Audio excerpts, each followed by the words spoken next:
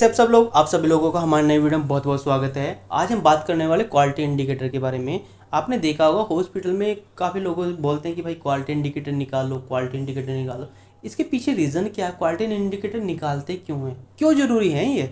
देखो क्या होता है, जब भी आप किसी ऑर्गेनाइजेशन को इम्प्रूव करना चाहते हो तो आपको आइडेंटिफाई करना पड़ता है कि भाई कौन सा डिपार्टमेंट हमारा अच्छे से चल रहा है, कौन सा हमारा नहीं चल रहा है। अब दूसरा, यदि आप किसी डिपार्टमेंट को इम्प्रूव करना चाहते हैं तो आपको उसका डेटा कैप्चर करना पड़ेगा कि भाई एक्चुअली यहाँ पे हो क्या रहा है, और उस डेटा को एनालिसिस करने के बाद में आपको एक आउटपुट निकलता है। ठीक है, वो आउटपुट जो आपको निकला है वो बेंचमार्क से रिलेटेड है या नहीं है, यही आपको क्वालिटी इंडिकेटर इन्फॉर्मेशन देते हैं। फॉर एग्जाम्पल देखो, आपने देखा हो आपके हॉस्पिटल में दो तरह के डिपार्टमेंट होते हैं। डिपार्टमेंट जैसे सपोज कर हम बात करते हैं, सबसे पहला डिपार्टमेंट हो गया आपका क्लिनिकल डिपार्टमेंट। क्लिनिकल डिपार्टमेंट और सेकंड हो गया आपका नॉन क्लिनिकल। अब नॉन के जो क्लिनिकल डिपार्टमेंट है, आपको पता ओटी हो गया, आपका आईसीयू हो गया, आपका इमरजेंसी हो गया, आपका पीआईसी हो गया, कैथ लैब हो गया, तो ये डिपार्टमेंट आपके क्लिनिकल में आते हैं। अब इसके अंदर जो पेशेंट केयर हो रही है वो सही हो रही है या नहीं हो रही है, उसको तो आपको आइडेंटिफाई करना पड़ेगा। और वो आइडेंटिफिकेशन आप कब करोगे, जब आप डेटा कैप्चर करोगे। डेटा कैप्चर करने के बाद उसका करोगे क्या भाई, जो आपके क्वालिटी इंडिकेटर फॉर्मूलाज होता है उसके अंदर इम्प्लीमेंट करोगे, फिर आपको रिजल्ट मिलेगा। रिजल्ट के बाद पता चलेगा ओह यार मेरे डिपार्टमेंट में तो पेशेंट को अच्छे से केयर नहीं मिल रही। उसी तरह से अगर हम नॉन क्लिनिकल में बताएं, जैसे सपोज को जैसे आपके यहाँ पे फार्मेसी डिपार्टमेंट है, ठीक है, क्वालिटी डिपार्टमेंट है, एमआरडी डिपार्टमेंट है, तो अब क्या है वहाँ पे तो आप देखोगे भाई आउटपुट क्या, परफॉर्मेंस कैसे आइडेंटिफाई करनी। जब आप परफॉर्मेंस आइडेंटिफाई करोगे तभी तो पता चलेगा आपको क्या करना है। तो इस वीडियो में हम ये चीज़ आपको बताने वाले हैं। सबसे पहले हम चलते हैं किसके, जो क्लिनिकल इंडिकेटर। एक्चुअली हॉस्पिटल के अंदर कौन कौन से क्लिनिकल इंडिकेटर होते हैं, यहाँ पे मैं आपको सिर्फ नाम बताने वाला कौन कौन से क्लिनिकल इंडिकेटर अवेलेबल होते हैं। नेक्स्ट वीडियो में मैं आपको बताऊंगा जो आपके इंडिकेटर होंगे उसमें कौन कौन से डॉक्यूमेंट की रिक्वायरमेंट रहती है, डेटा आप कैसे कैप्चर करोगे, रजिस्टर आपको किस तरह से बनानी है, फॉर्मूले के अंदर जो उस वैल्यू को पुट कैसे करनी है, और उसके बाद में जो भी आपका बेंचमार्क होगा उसको आप वर्क कैसे करोगे। देखो थोड़ा सा मैं सिंपल बता दूँ, जब भी हम किसी इंडिकेटर का डेटा कैप्चर करेंगे ना, तो इसमें आपको करना क्या है। देखो सबसे पहले आपको क्या करना है, आपके पास में फॉर्म, चेकलिस्ट या रजिस्टर, इसमें से तीनों में से एक चीज़ होनी चाहिए। ठीक है, सेकंड, जब आप ये डेटा कैप्चर कर लोगे, या फिर आप यहाँ पे ऑडिट चेकलिस्ट भी अपने पास में रख सकते हैं। उसके बाद में ये डेटा आपको कहाँ पे करना पड़ेगा, आपको एक्सेल में फील्ड करना पड़ेगा। जो अभी आपकी एक्सेल शीट होगी ना, उसके अंदर आपको क्या करना है, एंट्री करनी है। क्योंकि भाई जब आप पीपीटी बनाओगे वो डेटा तो आपको एक्सेल शीट से लेना ही पड़ेगा ना, तभी तो आप कर पाओगे। थर्ड, जब आप एक्सेल शीट से ले लेते हो उसके बाद में आप इसे एनालिसिस करते हो, इसको एनालिसिस करते हो। एनालिसिस करने के बाद में आपको क्या रिजल्ट वैल्यू मिलती है, जो भी आपको रिजल्ट होता है, जो भी रिजल्ट वैल्यूज़ होती है वो आपको मिल जाती है। अब ये जो रिजल्ट वैल्यू होती है हम अपने बेंचमार्क से उसको कंपेयर करते हैं। सपोज करो कि मैंने बोला कि भाई मेरे ऑर्गेनाइजेशन के अंदर 1% से ज़्यादा जो आपका मेडिकेशन एरर नहीं होना चाहिए, लेकिन आपके डिपार्टमेंट के अंदर तो 5 से 10% जो मेडिकेशन एरर हो रहा है, तो उसका मतलब क्या है कि आपका बेंचमार्क से भी ऊपर जा रही है प्रोसेस। तो अब तो आपको कम करना पड़ेगा ना भाई, आपने तो बोला 1% से ऊपर नहीं होना चाहिए, लेकिन 4 से 5 जा रही है, तो आपको क्या करना पड़ेगा, आपको सिस्टम पे वर्क करना पड़ेगा, उसके डॉक्यूमेंट से लेके उसके इम्प्लीमेशन से लेके आउटपुट तक। क्योंकि उसके बाद जब आप ट्रेनिंग दोगे अपने स्टाफ को, तभी तो वो अपने आप को इम्प्रूव कर पाएगा। जब ये इम्प्रूव कर लेगा, उसके बेंचमार्क चलेगा, उसके बाद इनके जब सब कुछ कंप्लीट होने के बाद में नीचे आता है पर डैशबोर्ड। डैशबोर्ड जिसे हम क्वालिटी डैशबोर्ड भी बोलते हैं, या फिर केपीआई डैशबोर्ड भी बोलते हैं। ठीक है, अब इसको बनाते कैसे हैं, यदि आपको एक्सेल की नॉलेज नहीं है। देखो यदि आप किसी में ऑपरेशंस में आना चाहते हो, एमआरडी में, क्वालिटी में, आईपीडी मैनेजर में, या फिर फार्मेसी में, आपको भाई कंप्यूटर आना चाहिए। यदि आपको कंप्यूटर की नॉलेज नहीं है तो मैं आप लोगों को सजेस्ट करूँगा सबसे पहले आप कंप्यूटर को अच्छे से लर्न करें। काफ़ी इंस्टीट्यूट है जो ट्रेनिंग प्रोवाइड कराते हैं आपको मिनिमम फीस में, आप उसको ज्वाइन करो। और कंप्यूटर में 3 चीज़ें आपको सीखनी बहुत ज़रूरी है। सबसे पहले आपका पीपीटी कैसे बनाते हैं, दूसरे एक्सेल शीट पे हम काम कैसे करते हैं, थर्ड वर्ड पैड में वर्ड जो वर्ड होता है जैसे माइक्रोसॉफ्ट वर्ड होता है उसके अंदर काम कैसे करते हैं।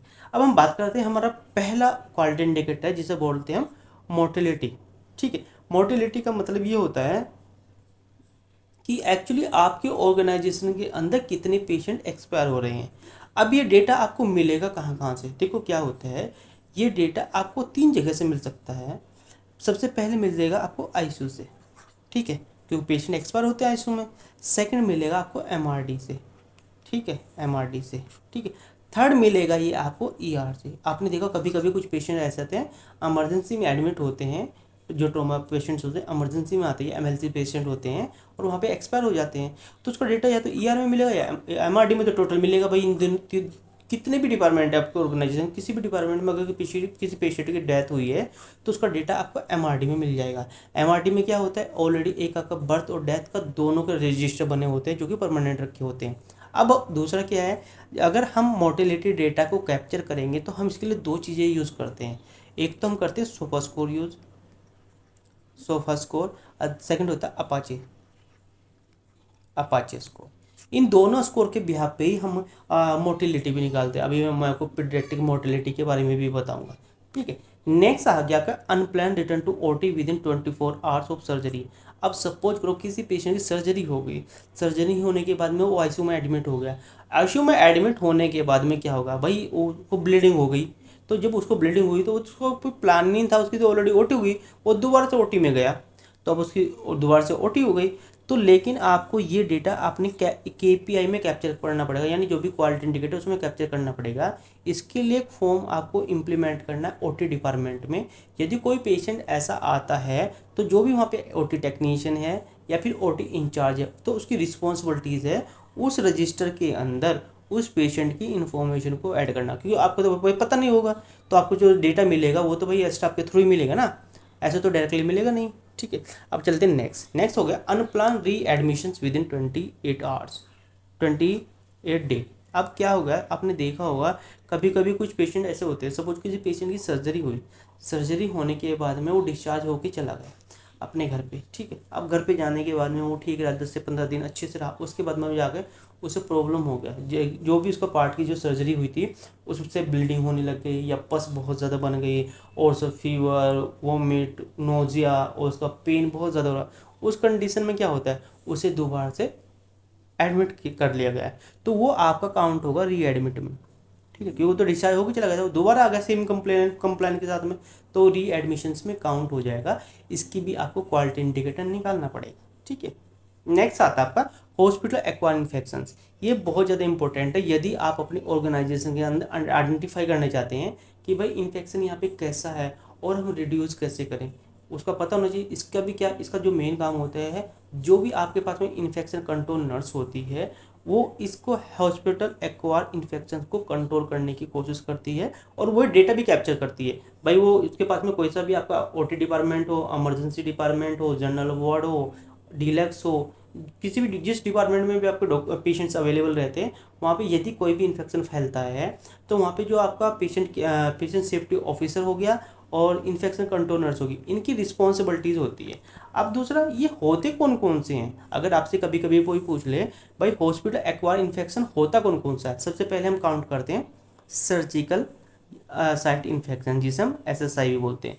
अब इस सर्जिकल साइट इन्फेक्शन, आप यहाँ पे कंफ्यूज मत होना, एक सर्जिकल साइट इन्फेक्शन चेकलिस्ट भी होती है जिसका यूज़ हम ओटी में करते हैं। जब भी किसी पेशेंट को एडमिट किया जाता है ओटी के अंदर, जब उसको प्रोसीजर होना होता है तो वहाँ पे एक एसएसआई चेकलिस्ट भी फिल होती है, उसमें भी उस पेशेंट की कंडीशन फिल होती है। लेकिन ये एसएसआई हमारे कब काउंट होता है, आपका पेशेंट, मैंने जैसे अभी ऊपर बताया था कि किसी आपका कोई पेशेंट था, वो क्या हुआ, वो डिस्चार्ज होकर घर पे चला गया, लेकिन वो 10 से 15 दिन के बाद आता है, सर मुझे बहुत ज़्यादा ब्लीडिंग हो रही है या फिर मुझे तो पस बन गई, वहाँ पे पस बन गई। तो उस कंडीशन में क्या होता है, उस पेशेंट का कल्चर कराया जाता है। अगर उस पेशेंट का कल्चर पॉजिटिव आ रहा है तो उसे एसएसआई पॉजिटिव आएगा, फिर आपको अपने केपीआई में काउंट करना है इसको, फिर इसका आपको डेटा बना के रखना है। दूसरा, आपको क्या क्या पता होना चाहिए, आपको ये भी पता होना चाहिए जब आपने कल्चर भेजा कि कौन कौन से बैक्टीरिया हमारे कल्चर में पॉजिटिव आते हैं। अगर सर्जरी होने के बाद किसी पेशेंट का कल्चर जाता है, उसके लिए कौन कौन सी एंटीबायोटिक रिस्पॉन्सिबल होती है जो डॉक्टर्स प्रिस्क्राइब करता है पेशेंट को। इतनी बेसिक नॉलेज आपको होनी चाहिए यदि आप as a infection controller work कर रहे हो। नेक्स्ट आता है वेंटिलेटर एसोसिएट निमोनिया। आपने देखा कभी कभी जो पेशेंट आपके वेंटिलेटर पे होते हैं उन्हें वेंटिलेटर एसोसिएट निमोनिया होने के चांसेस बहुत ज़्यादा बढ़ जाते हैं। तो यहाँ पे भी आपको अगर किसी पेशेंट को वैप होता है तो आपको उसे भी काउंट करना है। दूसरा क्या होता है, जो नर्सिंग जो इन्फेक्शन कंट्रोल नर्स होती है वो डेली राउंड लेती है मॉर्निंग में, और जितनी भी आपके हॉस्पिटल एक्वायर इन्फेक्शन रिलेटेड जितने भी केयर बंडल्स होते हैं उसके पास में आपने कभी कभी देखो फॉर्म लेके घूमती है ना साथ में, चेकलिस्ट लेके वो वही केयर बंडल होते हैं, वो फिल करती है डेली बेसिस पे डेटा कि भाई हमारे ऑर्गेनाइजेशन में कितने पेशेंट को इन्फेक्शन हो रखा है, और जब इन्फेक्शन को हो रखा है तो रिड्यूस करने का भी काम करना पड़ेगा। ठीक है। नेक्स्ट आता है आपका क्लैप्सी, जिसे बहुत central line associate blood stream infection. ये इन्फेक्शन सबसे ज़्यादा पता कहाँ पर होता है, या तो होगा आपके सीसीयू डिपार्टमेंट में या फिर होता है आपके डिलेक्स में। ठीक है। नेक्स्ट सॉरी डिलेक्स में नहीं, डायलिसिस डायलिसिस यूनिट में।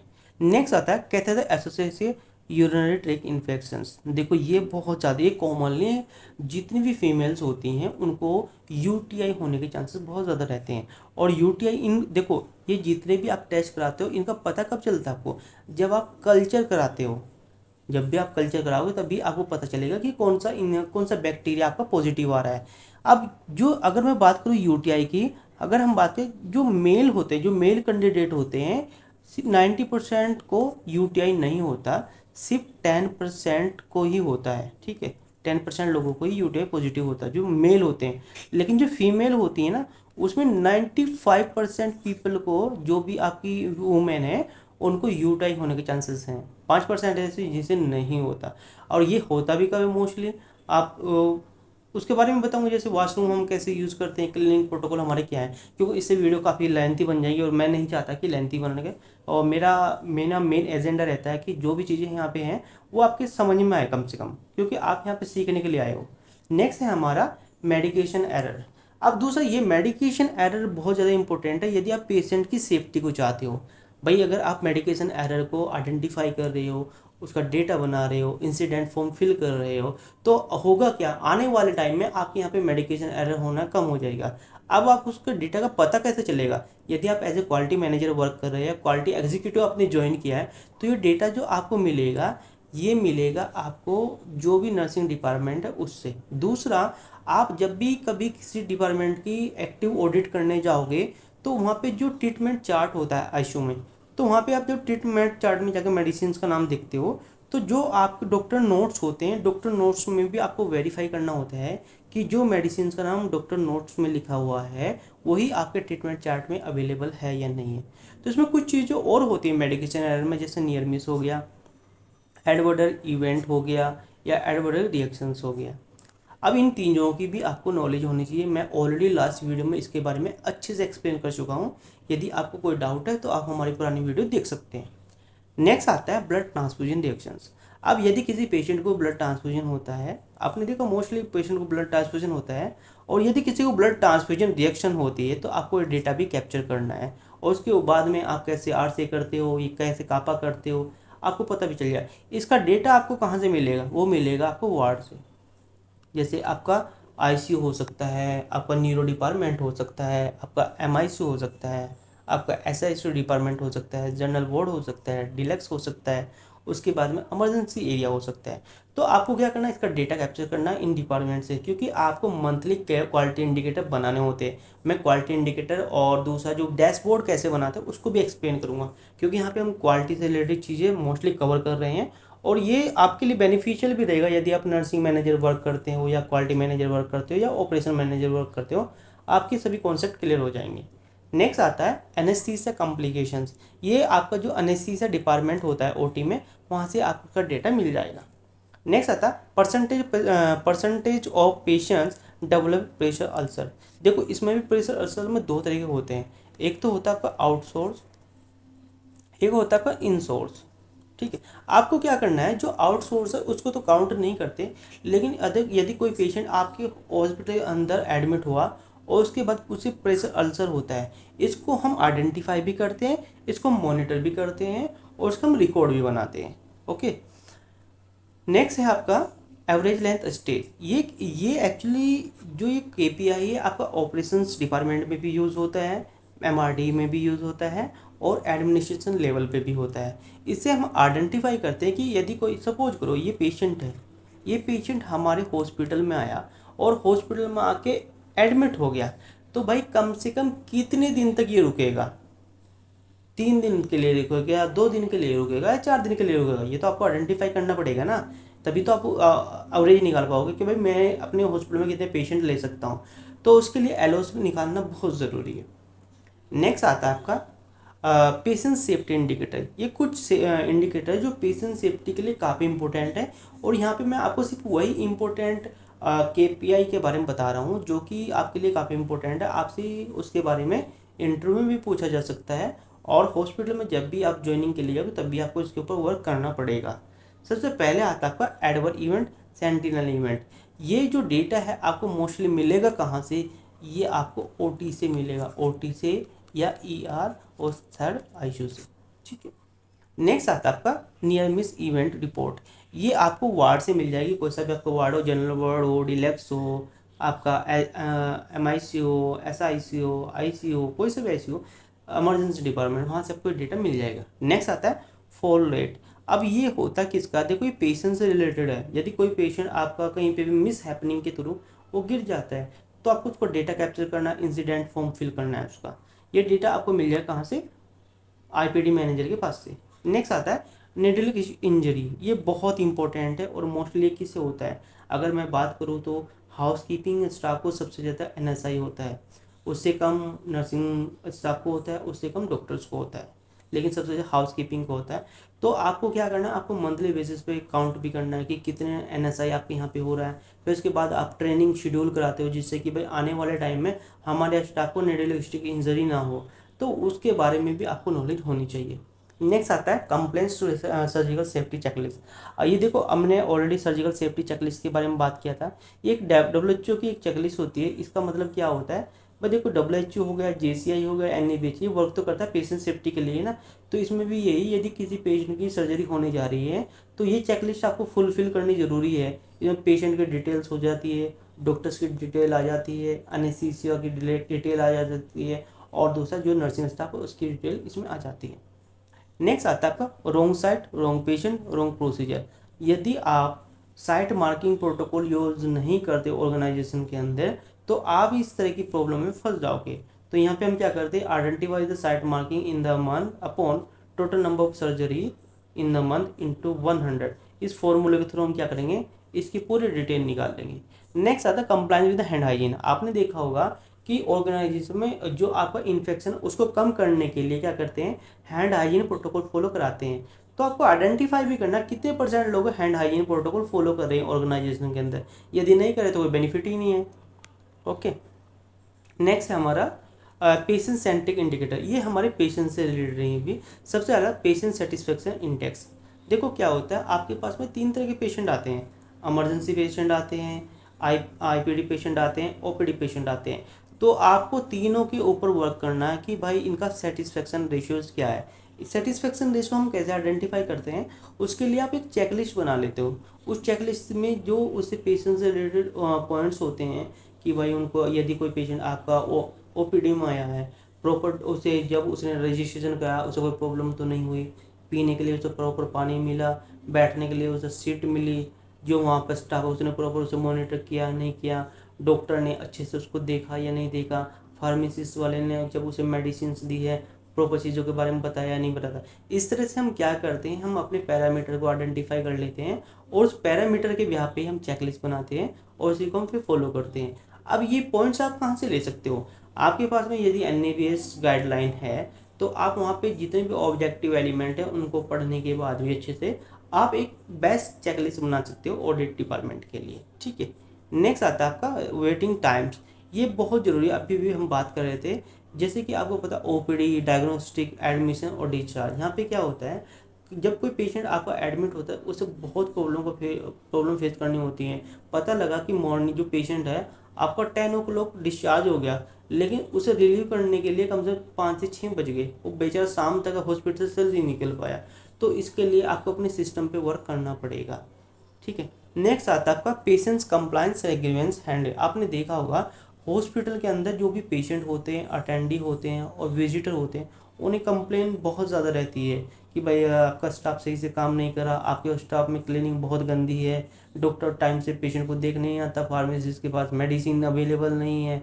तो मैं क्या करूँ, मुझे तो जाना पड़ेगा यहाँ से, मैं तो कहीं और अपने पेशेंट को दिखा लूँगा। और उससे क्या होगा, वो डॉक्टर के साथ भी बहस करके आप सुबह नहीं देखने आए, आप सामने देखने आए, आपने मेरे पेशेंट की कंडीशन नहीं बताई। वो नर्सिंग स्टाफ से लड़ेगा कि आप तो मुझे अंदर ही नहीं जाने, या जब मेरा पेशेंट एडमिट है तो मुझे अंदर जाना है। तो इस सिचुएशन में भी आप अपने आप को कैसे हैंडल करोगे, और आप अपने अपर लेवल मैनेजमेंट को कैसे इन्फॉर्म करोगे कि सर यहाँ पे ग्रीवेंसेस इशूज़, इसकी आपको नॉलेज होनी चाहिए। और इसके लिए आपको क्वालिटी इंडिकेटर भी बनाना है। नेक्स्ट आता है आपका डिस्चार्ज प्रोसेस टर्नअराउंड टाइम्स। अब आपको पता है कि हमने बोला कि भाई यदि कोई भी पेशेंट आपका डिस्चार्ज होकर जाता है, आपका कैश वाला भी हो सकता है, आपका टीपीआई बेस भी हो सकता है, और आपका आयुष्मान भी हो सकता है। आपको पता है जो कैश वाला पेशेंट होता है उसको कम टाइम लगता है डिस्चार्ज होने में। तो लेकिन आपको मॉनिटर तो तीनों को करना पड़ेगा भाई, जो आपके पैनल वाले लोग हैं और जितने कैश वाले लोग हैं, उन दोनों को डिस्चार्ज होने में कितना टाइम लगता है, उसी के ऊपर तो वर्क करेगी। जैसे मैंने अपना बेंच मार्क डिफाइन कर दिया कि जब भी कोई पेशेंट यहाँ से डिस्चार्ज होकर जाएगा, कम से कम उसे 180 मिनट लगनी चाहिए, यानी 3 घंटे के अंदर अंदर वो डिस्चार्ज हो जाना चाहिए। ठीक है। अब नेक्स्ट आता है percentage of patient receive discharge summary at the discharge.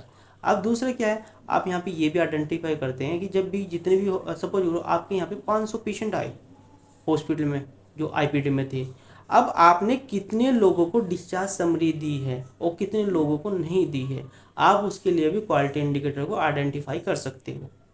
Next आता है आपका इन्फेक्शन कंट्रोल इंडिकेटर। भाई इन इंडिकेटर के ऊपर सबसे ज़्यादा काम होता है किसी भी ऑर्गेनाइजेशन के अंदर। यदि आप अपने हॉस्पिटल के अंदर इन्फेक्शन को कंट्रोल ही नहीं कर पा रहे, तो आपका होना तो बेकार है, कोई फ़ायदा ही नहीं है।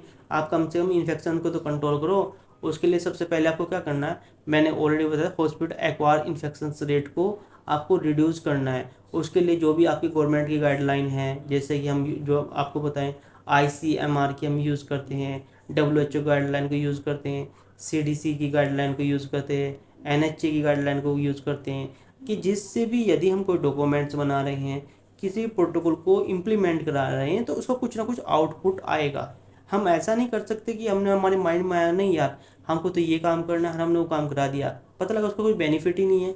तो उसमें जो आपका रिसोर्स हो गया, आपका टाइम हो गया, आपका मनी होगा, जो भी आपने वेस्ट किया है वो आपके लिए जीरो हो जाता है। सबसे पहले आता है, उसके बाद हैंड हाइजीन कंप्लेंट्स। ये मैंने ऑलरेडी बता दिया कि जो भी नर्सिंग स्टाफ है, डॉक्टर्स है या फिर पैरामेडिकल स्टाफ है, उसे proper hand hygiene protocol follow करना चाहिए। Next antibiotic use rate, anti microbial steroids. आपको ये भी पता होना चाहिए कि आपकी ऑर्गेनाइजेशन के अंदर कितनी ऐसी एंटीबायोटिक है जिनका यूज़ किया जाता है, और कितनी इतनी एंटीबायोटिक है जिनका यूज़ नहीं किया जाता। और जो यूज़ किया जा रहा है उनकी फ्रीक्वेंसीज क्या है, उनका बैच नंबर्स क्या है, उनकी डिटेल्स क्या है, उनकी एक्सपायरी क्या है, ये सब आपको चेक करनी पड़ेगी। नेक्स्ट आता है बायोमेडिकल वेस्ट सेग्रीगेशन कंप्लायंस। अब ये क्या होगा, जो डेटा मिलेगा आपको काम बायोमेडिकल इंजीनियर से मिल सकता है, हाउसकीपिंग डिपार्टमेंट से मिल सकता है। ये दो लोग आपको डेटा प्रोवाइड कर देंगे। यदि आप एज ए क्वालिटी मैनेजर या क्वालिटी एग्जीक्यूटिव वर्क कर रहे हो, तो आपको डिपार्टमेंट में जाने की जरूरत नहीं है, आप वहीं पे बैठ कर डेटा ले सकते हो। लेकिन हाँ, डेली मॉर्निंग में आपको अपने हॉस्पिटल का राउंड लेना है और गैप को आइडेंटिफाई करना है कि आप किस तरह से इम्प्रूव कर सकते हो। नेक्स्ट आता है पोस्ट प्रोसीजर इन्फेक्शन रेट। अब यहाँ पे कैथेटर हो गया, IV लाइन इन्फेक्शन हो गया, इसको आपको देखना है। नेक्स्ट आता है आपका ऑपरेशनल एफिशिएंसी इंडिकेटर। इसमें क्या होता है कि बेड ऑक्यूपेंसी रेट। भाई देखो, जब भी आप किसी ऑर्गेनाइजेशन में काम करो, आप ऑपरेशन मैनेजर हो, आप फ्रंट ऑफिसर हो, आप IPD मैनेजर हो या फिर आप OPD मैनेजर हो, आपको बेड ऑक्यूपेंसी की अच्छे से नॉलेज होनी चाहिए कि भाई हम बेड ऑक्यूपेंसी कैसे निकालते हैं। बेड ऑक्यूपेंसी निकालने से पहले आपको डे निकालने आने चाहिए कि भाई हम डे कैसे निकाल सकते हैं।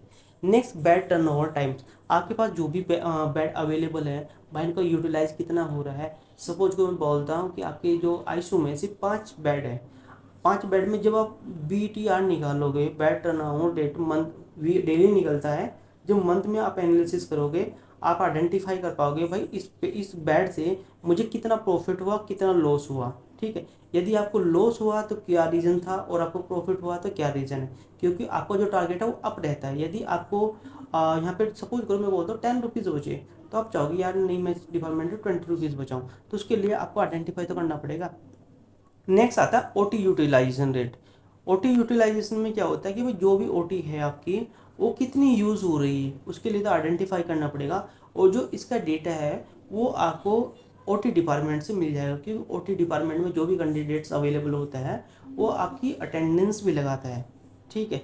उसके बाद आईसीयू यूटिलाइजेशन रेट, ये भी बहुत ज़्यादा इंपॉर्टेंट है कि भाई आईसीयू के अंदर जो पेशेंट्स हैं वो कितने टाइम के लिए रुके हैं, आपको आइडेंटिफाई तो करना। तो आइडेंटिफाई कब करोगे, जब आप उसे एनालिसिस करोगे। उसके बाद emergency department turn around time, आप यहाँ पे ईआर टर्न अराउंड टाइम का मतलब ये है कि अगर कोई पेशेंट आपके यहाँ पे एडमिट हुआ है, एडमिट होने के बाद में कब वो नेक्स्ट लेवल पे पहुँच रहा है, किस डिपार्टमेंट में पहुँच रहा है, तो वहाँ के बीच में जो टाइमिंग का गैप क्या है तो वो आपको काउंट कराना है। Next, turn around time for the laboratory radiology, ये बहुत ज़्यादा इंपॉर्टेंट है कि जो टर्न अराउंड टाइम होता है वो रेडियोलॉजी डिपार्टमेंट में कैसे मॉनिटर होता है और पैथोलॉजी डिपार्टमेंट में कैसे होता है। भाई आपको पता है पेशेंट तो आपके आ ही रहे हैं डेली बेसिस विजिट करने और वही रिपोर्ट भी बना रहे हैं, तो आपको उनको इन्फॉर्म भी तो करना पड़ेगा कि भाई आपको इतने टाइम के बाद में रिपोर्ट मिल जाएगी। नेक्स्ट आता है ह्यूमन रिसोर्स मैनेजमेंट, जो एचआर डिपार्टमेंट होता है उसके लिए कुछ क्वालिटी इंडिकेटर यूज़ होते हैं, लेकिन मोस्टली यहाँ पे मैं आपको सिर्फ 4 ही क्वालिटी इंडिकेटर के लिए बताने वाला हूँ जो कि आपके पास 100% होने चाहिए। डेटा अवेलेबल होना चाहिए, ट्रेनिंग प्रॉपर होनी चाहिए, इम्प्लीमेशन भी होना चाहिए। सबसे पहले आता है आपका स्टाफ सेटिस्फेक्शन इंडेक्स। आपके पास में जो नर्सिंग स्टाफ है, हाउसकीपिंग है, एडमिन है, डॉक्टर्स है, तो आपको क्या कराना है, एनुअली आपको सेटिस्फेक्शंस एक एक्टिविटीज़ होती है उसको कराना चाहिए। आपको क्या करना, एक चेकलिस्ट बनानी है और ग्रुप के अंदर सर्कुलेट कर देनी है। जो भी स्टाफ उस ग्रुप के अंदर अवेलेबल है, यानी उसका एडमिन है, तो उसकी रिस्पॉन्सिबिलिटीज़ है कि वो जाए और उस फॉर्म के अंदर पूरी एंट्री करे, जिससे कि जो भी आपका विजेता है उसको अच्छे से अच्छे वोट मिल जाए।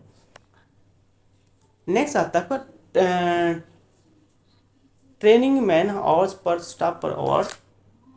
Next, staff attrition rate. देखो ये बहुत ज़रूरी है, ट्रेनिंग मैन आवर पर स्टाफ पर ईयर। अब यहाँ पे क्या होता है, देखो आपके पास में जो भी डिपार्टमेंट होता है, जैसे हम यहाँ पे एचआर की बात कर रहे हैं, वो क्या करता है, जो आपके नर्सिंग स्टाफ होते हैं, आपके डॉक्टर्स होते हैं और आपका पैरामेडिकल स्टाफ होते हैं, उनके लिए डिसाइड करते हैं कि हमें ट्रेनिंग प्रोवाइड करानी है, या तो हमारी इनसोर्स हो सकती है या फिर हमारी आउटसोर्स हो सकती है। उसके बाद स्टाफ अट्रैक्शन रेट, इसमें क्या होता है कि भाई आपको ये आइडेंटिफाई करते हो स्टाफ अट्रैक्शन रेट में कि भाई कितने एम्प्लॉय आपके ऑर्गेनाइजेशन को छोड़ के चले गए हैं और कितने ज्वाइन हुए हैं, तो आपको उसका डेटा एनालिसिस करना है।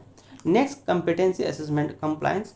नेक्स्ट आता है आपका सेफ्टी सपोर्ट सर्विसेज इंडिकेटर। इसमें फायर सेफ्टी मॉक ड्रिल्स जो भी आप कराओगे, उसके बाद code blue, code red response time, जो अभी मैंने मॉक ड्रिल के बारे में बताया, आपको मॉक ड्रिल्स भी करानी है। Equipment breakdown rate and down time, ये बहुत ज़रूरी है। पर आईसीयू में तो मैंडेटरी होना ही होना है कि आपको इक्विपमेंट ब्रेक डाउन रजिस्टर बनाना है और उसकी क्वालिटी इंडिकेटर भी निकालने हैं। प्रिवेंटिंग मेंटेनेंस, उसके बाद इंसिडेंट रेटिंग, बायोमेडिकल वेस्ट, तो ये सब चीज़ें थी आपकी इस चैप्टर में। तो यहाँ पे हमने जितने भी आपके एनएबीएच क्वालिटी इंडिकेटर्स जो बेसिक थे वो मैंने बता दिया। अदरवाइज जो आपके एनएबीएच 6 एडिशन में अगर हम बात करें इस टाइम पे टोटल आपके 50 क्वालिटी इंडिकेटर हैं। यदि मैं एंट्री लेवल की बात करता हूँ 15 क्वालिटी इंडिकेटर है, तो इसकी नॉलेज आपको होनी चाहिए। इस वीडियो से रिलेटेड आपकी कोई भी क्वेरीज है आप मुझे कमेंट करके बता देना, मैं आपको उसकी इन्फॉर्मेशन शेयर कर दूंगा। अभी मैं आपको पीपीटी शेयर नहीं कर रहा हूँ, जब ये कोर्स कंप्लीट हो जाएगा उसके बाद में हम आपको जितने भी हमने लेक्चर्स लिए हैं उसकी पीपीटी और नोट्स शेयर कर देंगे, जो कि आपके फ्यूचर के लिए काफ़ी बेनिफिशियल होने वाले हैं। यदि आप किसी भी ऑर्गेनाइजेशन में काम करो, यदि आपका बेसिक फंडामेंटल क्लियर है तो आपको जॉब की कोई भी प्रॉब्लम नहीं होगी, और मुझे लगता है इस कोर्स को कंप्लीट करने के बाद में आपको 100% जॉब मिल जाएगी, क्योंकि जो नॉलेज आपको यहाँ से मिलने वाली है वो और किसी प्लेटफॉर्म से आपको नहीं मिलने वाली है। तो आज के लिए धन्यवाद। कोई भी सजेशन है आप मुझे कमेंट करके बता सकते हैं, मुझे पर्सनली ईमेल भी कर सकते हैं। मैंने अपने ईमेल डिटेल आपकी डिस्क्रिप्शन में डाली हुई है, वहाँ पे जाओ, आप मुझे मेल कर दो, उसका रिवर्ट मैं आपको जल्दी से जल्दी दे दूँगा। आज के लिए धन्यवाद।